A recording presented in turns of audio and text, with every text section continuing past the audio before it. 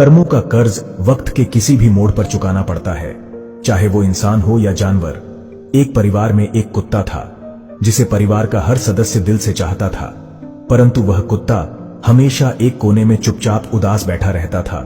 कोई समझ नहीं पाता कि उसे क्या परेशानी है। एक दिन घर में एक दूर का रिश्तेदार अचानक आया।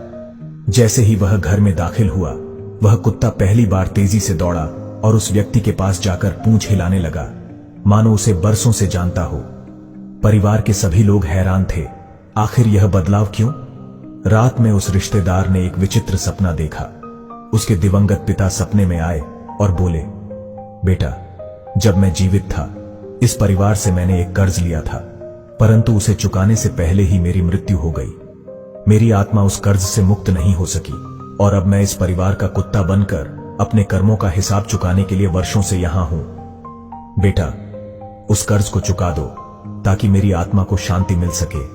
अगली सुबह वह व्यक्ति उलझन में था। नाश्ते के समय उसने परिवार से पूछ लिया, क्या मेरे पिता ने कभी आपसे कोई कर्ज लिया था? परिवार के मुखिया ने गंभीरता से सिर हिलाते हुए कहा, हां, पर उनकी मृत्यु के बाद हमने इसे माफ कर दिया था। यह सुनकर व्यक्ति स्तब्ध रह गया। सपने की सच्चाई अब स्पष्ट हो चुकी थी। उसने तुरंत उस कर्ज को चुका दिया। कर्ज के चुकते ही कुछ ऐसा हुआ जिसने सबको चौंका दिया।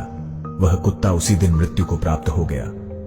परिवार सदमे में था, लेकिन उस रिश्तेदार को अब समझ आ चुका था कि कर्मों का हिसाब इस जन्म में ही नहीं बल्कि अगले जन्मों में भी चुकाना पड़ता है। कहानी की सीख, कर्म का लेखा जोखा हर हाल में पूरा होता है, इसलिए हमें हर कर्म को सच्चाई, ईमानदारी और निस्वार्थ भाव से करना चाहिए ताकि आत्मा को शांति और मुक्ति प्राप्त हो सके।